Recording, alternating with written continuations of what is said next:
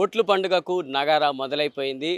దేశవ్యాప్తంగా ఎన్నికలను 7 దశల్లో నిర్వహించేందుకు కేంద్ర ఎన్నికల సంఘం ఇదివరకే షెడ్యూల్ ప్రకటనతో పాటు ఏ విధంగా కార్యాచరణ ఉండబోతుంది, దీనికి సంబంధించి కేంద్ర ఎన్నికల సంఘం పూర్తి స్పష్టతతో అయితే అధికారులకు ఇటు ప్రాంతీయ రాజకీయ పార్టీలన్నిటికీ కూడా సమాచారం ఇది ఇచ్చారు. ఇక 7 దశల్లో భాగంగా మొదటి దశకు సంబంధించి మొదటి ఓటు ఏప్రిల్ 19వ తేదీన ప్రారంభం కాబోతోంది. ఒక్కసారి దీని గురించి ఆలోచించుకున్నట్లయితే మొదటి దశలో 21 రాష్ట్రాలలో 102 లోక్సభ స్థానాలు, అలాగే అరుణాచల్ ప్రదేశ్, సిక్కిం రాష్ట్రాలలో అసెంబ్లీ స్థానాలకు ఎన్నికలు జరగబోతున్నాయి.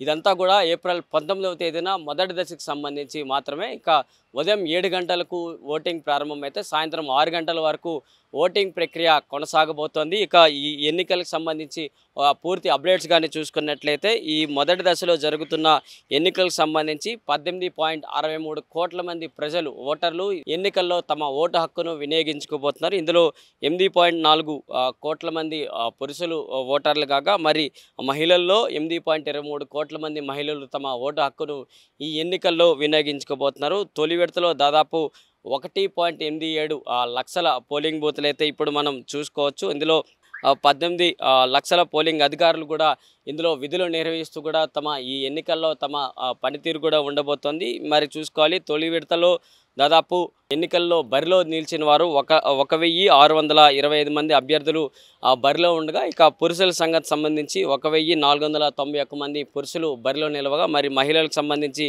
134 మంది మహిళలు ఇక మొదటి విడతలో తమ భవిష్యత్తుని చూడబోతున్నారు. మరి చూసుకోవాలి, ఇక అన్ని పోలింగ్లకు సంబంధించి మైక్రో అబ్జర్వర్లు అలాగే 50% కేంద్రాలలో అబ్జర్వర్లు కూడా ఇక వెబ్ కాస్టింగ్లు చేస్తూ కూడా ఎన్నికల్ని సజావుగా జరిపించేందుకు ఈ అబ్జర్వర్లు కూడా ఇక పనితీరు ఉండబోతోంది. ఇక ఎన్నికల విధుల్లో దాదాపు 41 హెలికాప్టర్లు, అలాగే 84 స్పెషల్ రైళ్లు, అలాగే 1 లక్ష ఇతర వాహనాలు కూడా ఈ ఎన్నికల విధుల్లో ఉండబోతున్నాయి. ఒక ప్రాంతం నుంచి ఒక ప్రాంతానికి అధికారులు వేగంగా వెళ్ళడానికి కావచ్చు, మొత్తం పర్యవేక్షణ చూసడానికి మొత్తం ఒకే రోజులో ఈ మొదటి దశకు సంబంధించి జరగబోతున్నాయి. కాబట్టి ప్రతి చోట కూడా సురక్షితంగా సజావుగా జరిగేందుకు కేంద్ర ఎన్నికల సంఘం కూడా మొత్తంగా చూడబోతుంది. దీనికి సంబంధించి మరికొన్ని మనం మాట్లాడుకున్నట్లయితే 361 మంది అబ్జర్వర్లు, అందులో 127 పరిశీలకులు, అందులో 67 పోలీస్ అబ్జర్వర్లు, మిగతా 167 మంది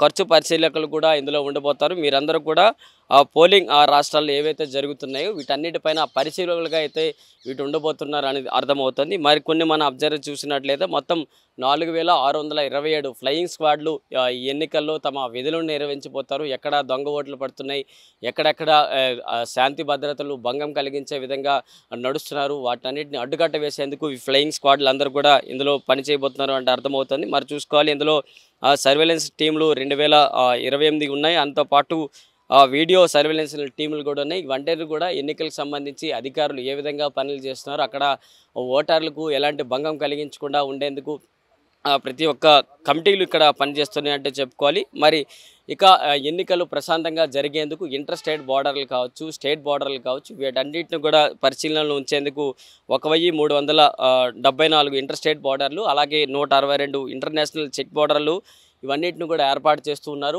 దీనికి సంబంధించి ఇటు నగదు కావచ్చు, మద్యం, అలాగే ఓటర్లకు పంపిణీకి సంబంధించి ఏవైనా వస్తు పంపిణీలు కావచ్చు, ఈ ప్రలోభ పెట్టడానికి ఏవైనా ఆఫర్లు కావచ్చు, ఇలాంటి ఏవైనా ఇచ్చేటందుకు అడ్డుకట్ట వేసేందుకు కేంద్ర ఎన్నికల సంఘం కట్టుపట్టేంగా ఈ ఎన్నికలకు సంబంధించి వారు సజావుగా వెళ్లేందుకైతే ఈ ప్రయత్నాలు అయితే చేస్తూ కూడా ముందుకెళ్తున్నారు. మరోవైపు ఈ ఎన్నికలకు సంబంధించి గతంలో ఇది 5 రాష్ట్రాల అసెంబ్లీ ఎన్నికలు జరిగేటప్పుడు కూడా కేంద్ర ఎన్నికల సంఘం ఒక నూతన ప్రణాళికతో అయితే ముందుకొచ్చారు.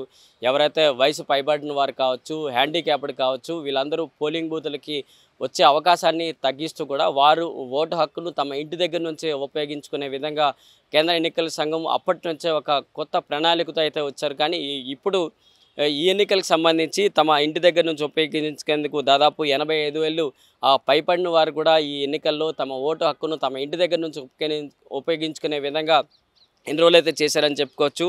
1014 1.4 లక్షల మంది ఓటర్లు తమ ఇంటి దగ్గర నుంచే తమ ఓటు హక్కును వినియోగించుకోబోతున్నారు. దాంతోపాటు 13.89 లక్షల మంది వికలాంగులు అంగ వైకల్యంతో బాధపడుతున్న వారు తమ ఇంటి దగ్గర నుంచే ఓటు హక్కునే సద్వినియోగించుకునే అవకాశాన్ని ఈసీ వారందరికీ కల్పించిందంటూ కూడా తెలుపుకోవచ్చు. మరి 85 ఏళ్ళు దాటిన వారు ఎవరైనా తమ పోలింగ్ బూత్లోకి మేము పోలింగ్ బూత్లోకి రావాలి, మా ఓటు హక్కును పోలింగ్ బూత్ నుంచి అవకాశం ఎవరైనా ఉంది అంటే వారికి కూడా ప్రత్యేకమైన ఏర్పాట్లు చేస్తూ కూడా ముందుకెళ్తున్నారు. మరోవైపు హ్యాండిక్యాప్డ్ ఎవరైనా తమ పోలింగ్ బూత్కి వచ్చి ఓటు వేయాలనుకుంటే వారి కోసం కూడా ప్రత్యేక ఏర్పాట్లు చేస్తూ కూడా వీల్ చైర్లు కావచ్చు, అక్కడ ప్రత్యేకమైన భద్రతా ఏర్పాట్లు చేస్తూ కూడా వారి కోసం కూడా స్పెషల్ టీములు ఉన్నాయంటూ కూడా మరి తెలుసుకోవాలి.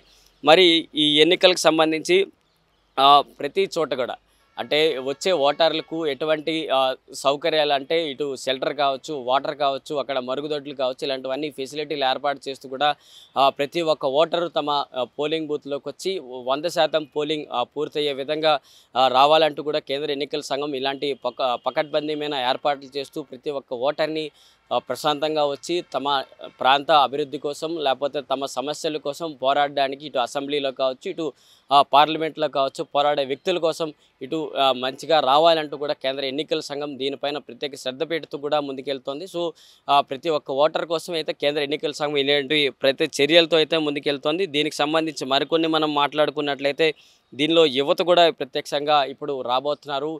18 ఏళ్ళు పైబడిన వారు కూడా ఇందులో ముందుకొచ్చి ఓట్లు వేయడానికి కూడా కొత్త ఓటర్లు ఇప్పుడు రాబోతున్నారు అంటూ కూడా అర్థమవుతుంది. మరి చూడాలి కేంద్ర ఎన్నికల సంఘం ఈ 21 రాష్ట్రాలలో 102 లోక్సభ స్థానాలతో పాటు అరుణాచల్ ప్రదేశ్, సిక్కిం రాష్ట్రాల్లో ఎన్నికలకు సంబంధించి ఇటు విలేకరులకు కావచ్చు, ఇటు మీడియా మిత్రులకు కావచ్చు, అటు పోలీస్ సిబ్బంది అందరికీ కూడా ప్రత్యేకమైన పాస్లు ఏర్పాటు చేస్తూ కూడా ఈ కేంద్ర ఎన్నికలకు సంబంధించి సజావుగా జరిగేందుకు ప్రతి ఒక్క ఓటర్కి ప్రతి ఒక్క ప్రజలకు మంచి అభివృద్ధి కావచ్చు లేకపోతే మంచి సమాచారం కాదు అందించే విధంగా ఎన్నికల సంఘం ప్రత్యేక శ్రద్ధతో అయితే ఎన్నికలను నిర్వహిస్తోంది.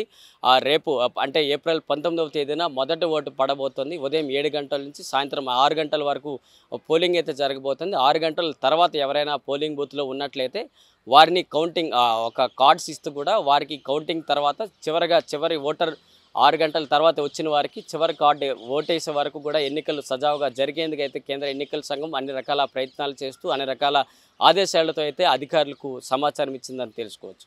మరిక పూర్తి అప్డేట్స్ కోసం ఏప్రిల్ 19వ తేదీ సాయంత్రం మరిన్ని అప్డేట్స్తో మేము ఎందుకు వస్తాం. Video journalist సతీష్తో Prashanth, Andhraprabha, New Delhi.